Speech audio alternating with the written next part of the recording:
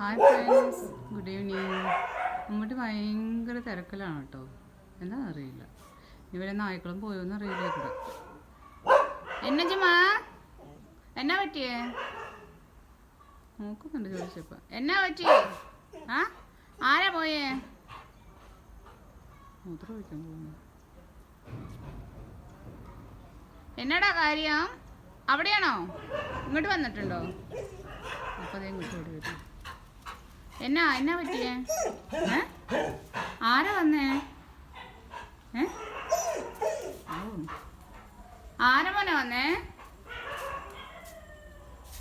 ആരാടാ വന്നേ?